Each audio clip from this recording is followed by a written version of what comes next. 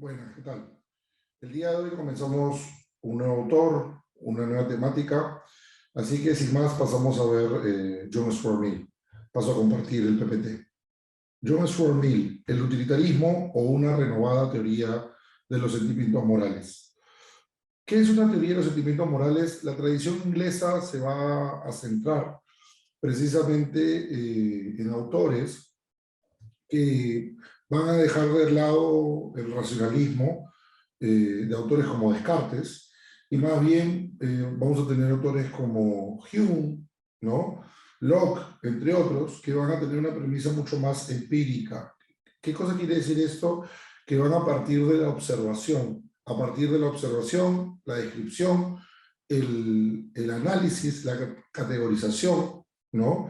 Son mucho más aristotélicos, si quisieran, en el estilo, ¿no? Entonces ya no parten de conceptos abstractos, sino parte de los usos, las costumbres, lo que el sentido común formado por la experiencia suele habilitar.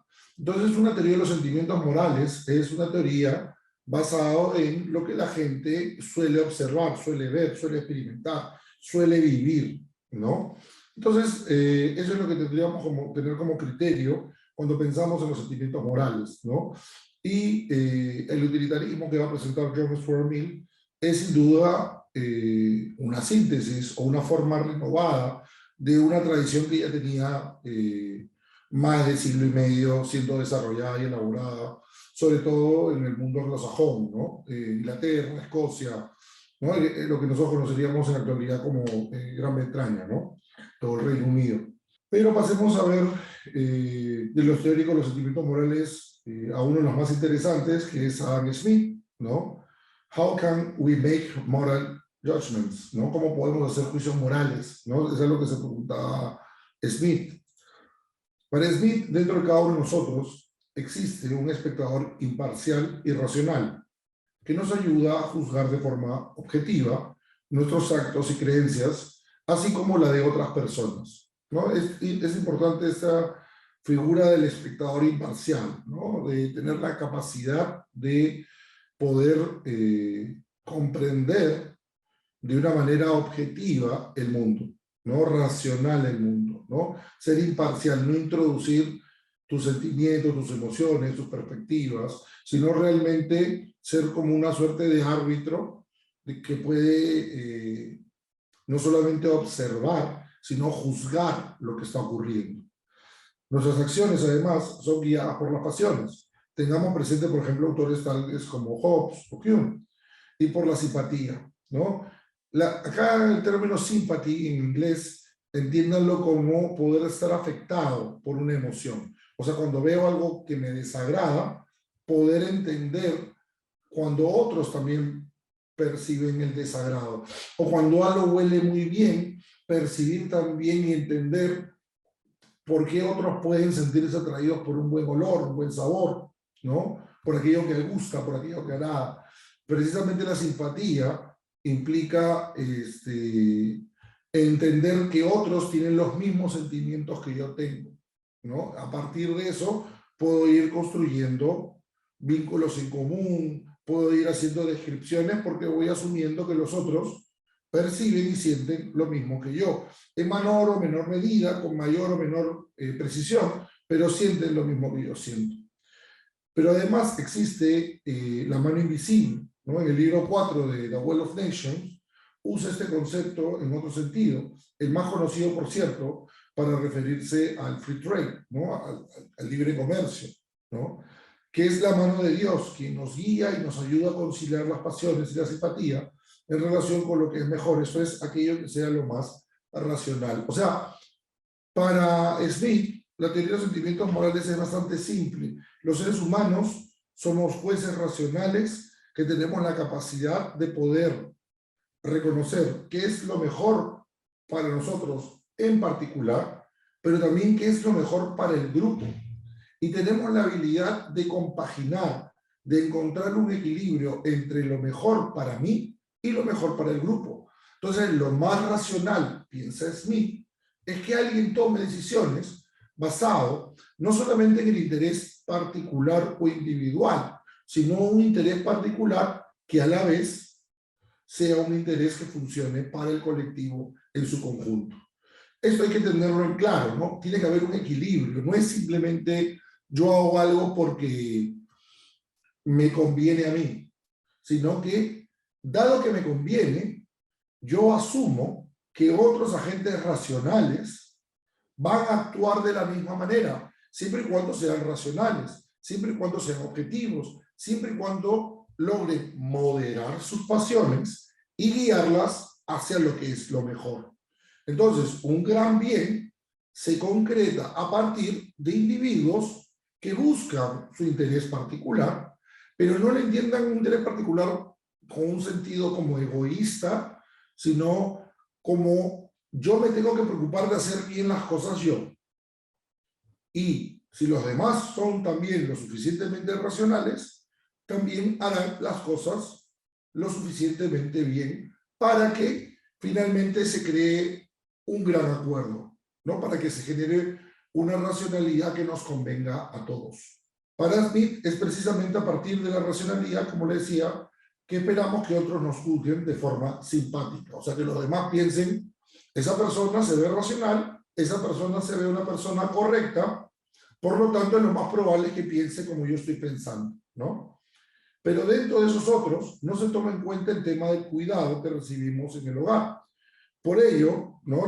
la periodista e investigadora Catherine Marsal se pregunta, ¿quién le hacía la cena a Adam Smith? Que es un libro sobre una historia de mujeres y la economía. Y es interesante, se lo recomiendo bastante porque lo que hace Marsal es decir, sí, está bien, perfecto, los sujetos tomamos decisiones de manera racional, pero ¿y la mamá de Adam Smith? Porque lo cierto es que Adam Smith lo cuidó toda su vida su madre, lo cual no tiene ningún tema de mérito. Pero se hace la mención, ¿por qué? Porque si lo cuidaba, ¿por qué lo cuidaba? Porque le convenía más, porque era lo que le era más agradable, o quizás lo hacían simplemente por cuidado, por atención, por amor. ¿Se entiende la diferencia? O sea, no hacía lo que se supone que era lo más racional, sino que hacía lo que quería hacer porque lo amaba a su hijo. Entonces, la sustentación de Adam Smith no dependía de otro agente con un juicio racional, sino que dependía quizás de alguien que no lo amaba, que tenía más bien una visión de una ética del cuidado, podríamos adelantar o decir. ¿Qué significa una ética del cuidado? Una ética en la que uno entiende que somos seres intersubjetivos, interdependientes, que dependemos de otras y de otros, y que sobre todo dependemos de esa capacidad que tienen los otros de hacerse responsables de nosotros antes que nosotros lo elijamos. Cuando uno es hijo de alguien, efectivamente dependemos de ese amor, de ese afecto. Entonces, si bien uno podría pensar que somos seres racionales económicos, quizás para poder ser esos seres racionales y económicos dependemos que otros hayan tomado decisiones económicas, ¿no? Catherine Marsal nos presenta un marco más amplio que el clásico modelo del Homo economicus, en el que se asume a un sujeto racional, independiente, capaz de responder de sí mismo y que toma decisiones objetivas para maximizar sus capacidades y resolver sus necesidades. El problema de esta perspectiva, ¿no?, de la del Homo economicus, es que no es materialmente real, pues siempre debemos entender que vivimos en un mundo en el que necesitamos siempre de otras y otros para alcanzar nuestras necesidades y fines. Los otros con los que vivimos no solo resuelven sus acciones desde la lógica de la necesidad, sino que tienen la capacidad de responder en relación con el afecto y el cuidado. Pero como decimos, quizás no es tan fácil como pensaba Smith y todo se pueda resolver sencillamente basado en una teoría de sentimientos morales de simpatía, bajo la premisa de esto es lo que haría un ser racional. Pero, más allá de la crítica de Marsal, lo cierto es que la teoría de Smith generó muchos adeptos. Entre ellos, ¿no?, el utilitarista Bentham, ¿no? El utilitarismo, le decía, es una teoría perfeccionada de los sentimientos morales, ¿no? Y ¿Quién trató de mejorar la teoría de Adam Smith? Jeremy Bentham, ¿no? Para Jeremy Bentham, la idea del placer, esto es el hedonismo, buscar el placer físico y evitar el dolor físico, digamos, ¿no? ¿Qué significa esto? Que el criterio que yo tengo que tener para saber qué es lo bueno es aquello que me evita dolor. ¿Qué cosa es lo correcto? Lo que me da placer, ¿no? Entonces, acá se da lo que se llama un cálculo utilitario. Las acciones morales son aquellas que maximizan el placer y por ende minimizan el dolor.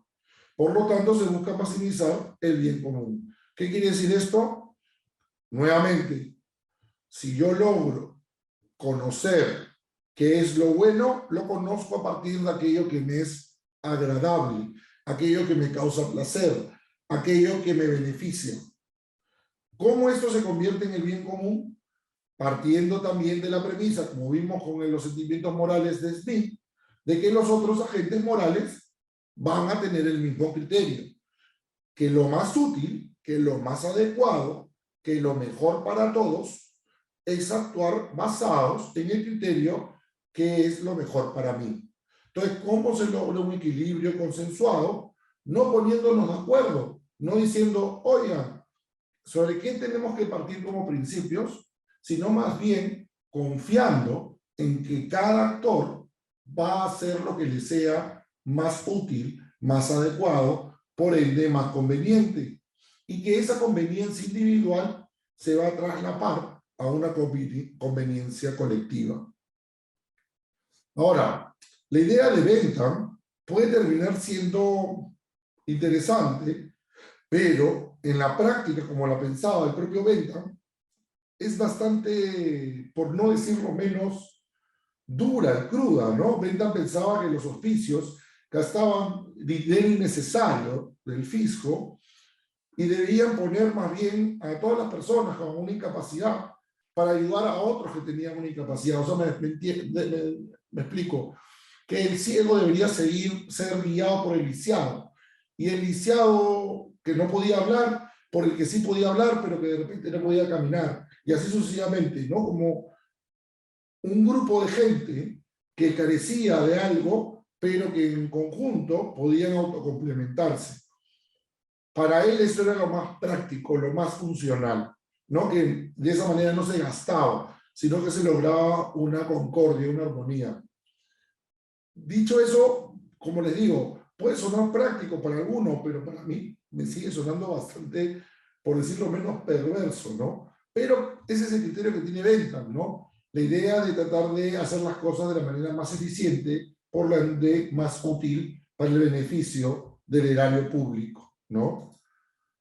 El modelo de utilidad o felicidad de John Stuart Mill. El utilitarismo que nosotros nos vamos a centrar es el de Mill.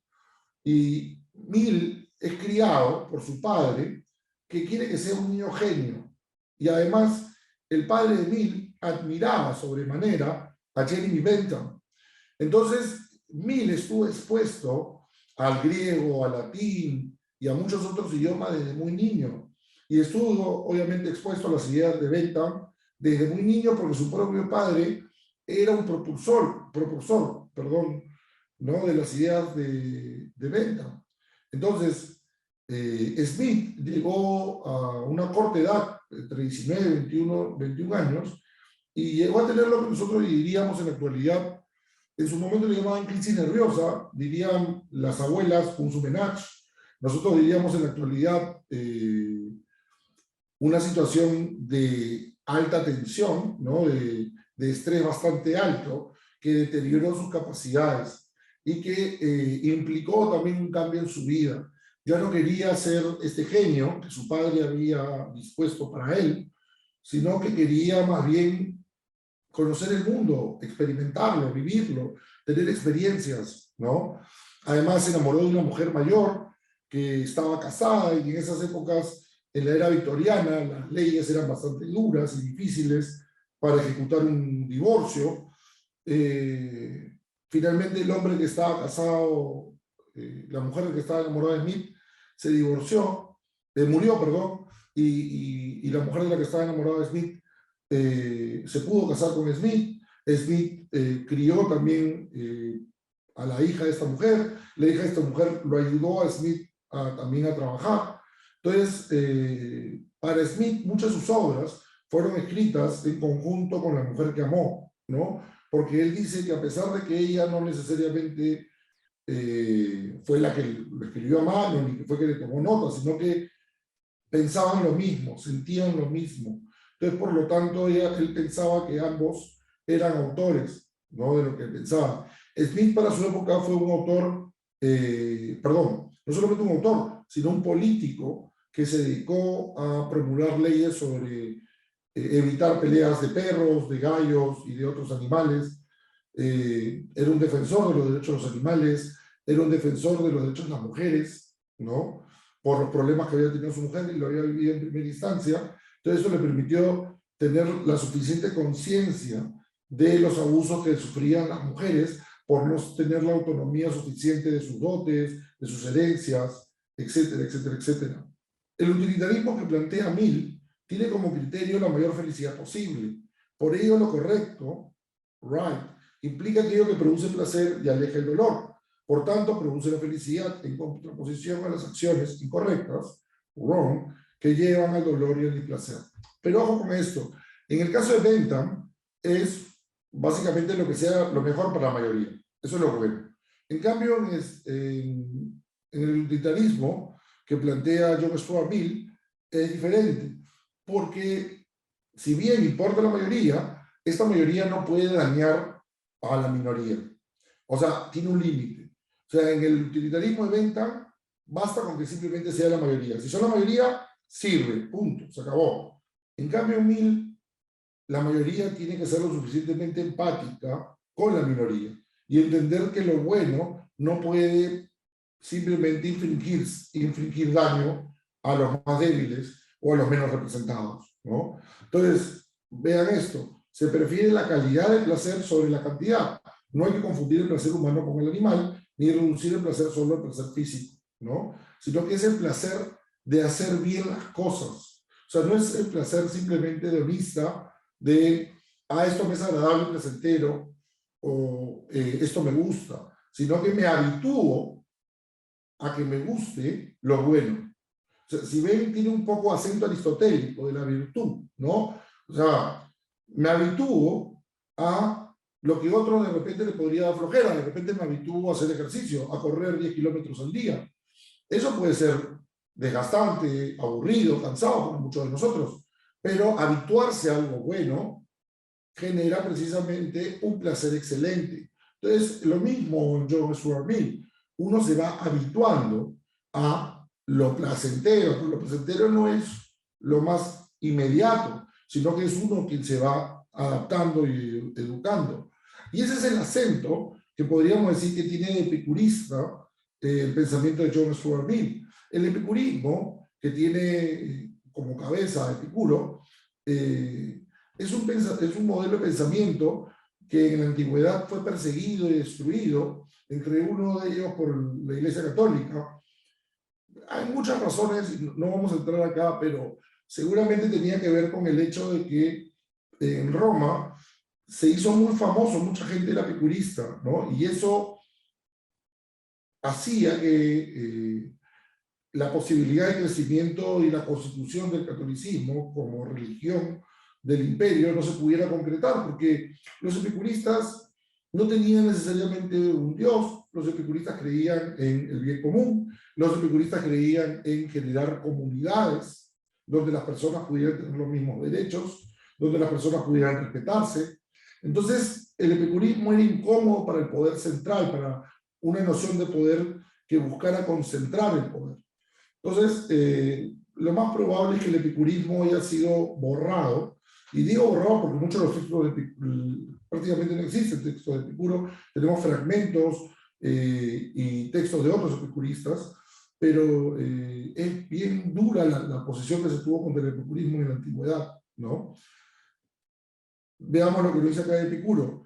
El que no considera lo que tiene como la riqueza más grande es desdichado, aunque sea dueño del mundo.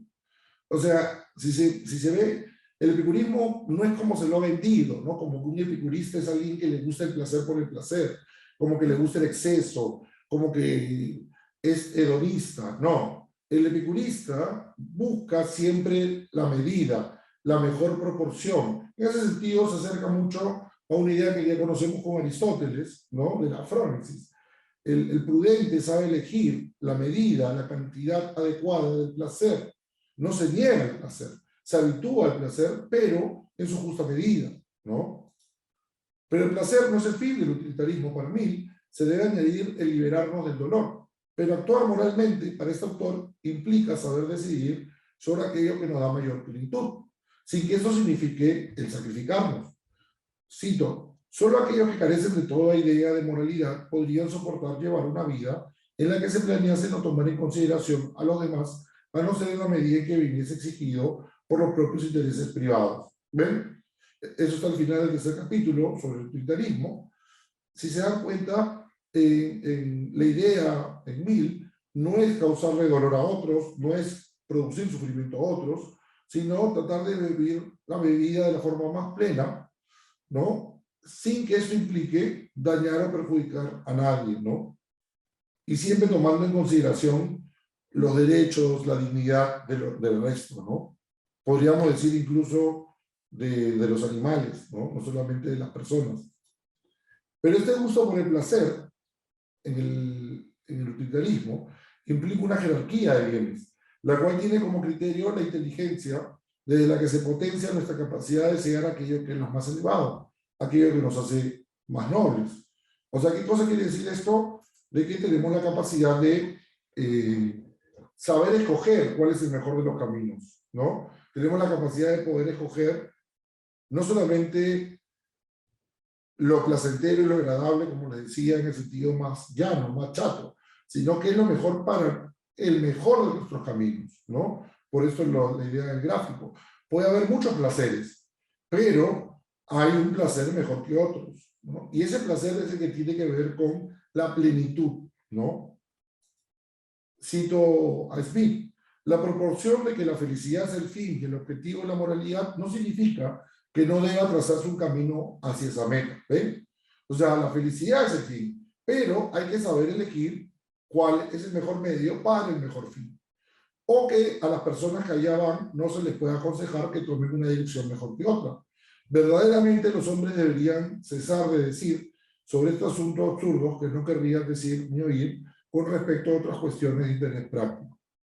Nadie pretende que el arte de la navegación no se basa en la astronomía, por el hecho de que los marinos no puedan entretenerse en calcular el almanaque náutico. Siendo criaturas, ¿no? Perdón, hasta acá la cita. Entonces, como vemos, nosotros tenemos la posibilidad de guiarnos a través del ejemplo de otros, de los consejos de otros. A pesar de que nosotros sepamos que lo que buscamos es la felicidad, siempre alguien nos puede aconsejar acerca de cuál es el mejor camino hacia la felicidad. A su vez, esto implica, siempre para mí, no exento de un acento estoico, una demanda por lo más complejo, dado que no es cotidiano ni de fácil acceso. O sea, lo que me hace más feliz, no siempre es lo más sencillo en el sentido de que no implique desarrollar buenas costumbres, buenos hábitos en nosotros. Epícteto, que no era epicurista sino estoico, nos dice, elige la mejor manera de vivir, la costumbre te la hará agradable. Entonces, en ese sentido, epicuristas y estoicos se asemejan cuando se entiende que una buena vida se construye desarrollando buenos hábitos, buenas costumbres, que se generan buenos principios, que se vuelven una forma de ser en nosotros, ¿no? Entonces, el modelo de Mill, ¿cómo lo podríamos presentar de forma sintética? Es así que el criterio central es que uno debe buscar el máximo bienestar, la felicidad general, para el mayor número de personas dentro de lo razonable. La felicidad general es un criterio central. La felicidad personal depende de la felicidad de los demás. O sea, yo no puedo simplemente ser egoísta y pensar qué es lo que más me conviene a mí, qué es lo que me gusta más a mí, sino que qué es lo mejor para el conjunto. Y lo mejor para el conjunto es lo mejor para mí, ¿no? Cito a Mill. Tampoco es necesario que el sentimiento que constituye la fuerza obligatoria de la moral utilitarista en aquellos que la reconocen quede a la espera de las influencias sociales que lo extenderían a toda la humanidad. En el estado relativamente primitivo del progreso humano en que vivimos actualmente, una persona no puede sentir de verdad esa integridad y la simpatía hacia los otros que haría imposible toda discordancia real en la dirección general de su conducta a través de la vida. Pero una persona cuyos sentimientos sociales estén desarrollados de algún modo ya no puede inclinarse a pensar en sus semejantes como rivales que luchan contra ella por los medios de alcanzar la felicidad y a quienes desearía ver fracasar en sus propósitos, para así conseguir ella los suyos. E incluso hoy en día la concepción profundamente arraigada que tiene todo individuo acerca de sí mismo como ser social tiende a hacerle sentir como una de sus necesidades naturales la armonía entre sus sentimientos y objetivos y los de su prójimo. Si la diferencia de opinión y cultura espiritual le hacen imposible compartir muchos de los sentimientos actuales del prójimo, quizás le hacen condenar y despreciar esos sentimientos. Todavía necesita darse cuenta de que su objetivo real y del prójimo no están en conflicto. Como ven, se necesita tanto una simpatía como una empatía, comprender de que lo que yo siento no puede primar sobre lo que otros sienten, sino que tengo que encontrar un equilibrio, ¿no? Todavía necesita darse cuenta de que su objetivo real y del prójimo no están en conflicto, que él no se opone realmente a lo que el otro desea, a saber, su propio bien, sino que por el contrario lo favorece. Entonces el utilitarismo es una teoría de la felicidad porque es una teoría de la felicidad común. Todo el mundo busca ser feliz y todo el mundo debería encontrar de qué manera, piensa Mill, equilibrar, ¿no? Lograr un acuerdo en común sobre esa felicidad. Pero el autosacrificio, ojo con esto, no es el ideal de Mill. Como bien señala, considera que es algo que las personas pueden hacer y son libres para elegirlo, pero no es un deber. No estamos obligados a sacrificarnos. Mill, como buen positivista, confía en la plena organización de la sociedad, lo cual implica la posibilidad de reducir los males que trae, por ejemplo, la pobreza o la enfermedad a través del uso del conocimiento científico. Finalmente, cierro con esta cita.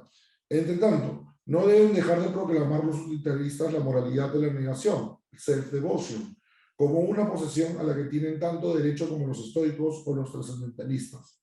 La moral utilitarista reconoce en los seres humanos la capacidad de sacrificar su propio mayor bien por el bien de los demás. Solo se niega a admitir que el sacrificio sea en sí mismo un bien, un sacrificio que no incrementa o tiende a incrementar la suma total de la felicidad se considera como inútil. Como vemos, el utilitarista no está llamado a sacrificarse, pero si lo hace por propia voluntad, porque desea hacerlo y porque le da placer finalmente el bienestar de los demás, ¿no? Creo que en líneas generales he dado las bases del pensamiento utilitarista en John Stuart Mill. Pasamos a la clase a tratar de complementar y desarrollar las preguntas que puedan tener. Igual les voy a dejar acá unos videos que pueden servir bastante para conocer el pensamiento de John Stuart Mill. Eso es todo de mi parte, me despido, como siempre agradecerles por su atención. Nos estamos viendo en un próximo video. Que estén bien. Hasta luego.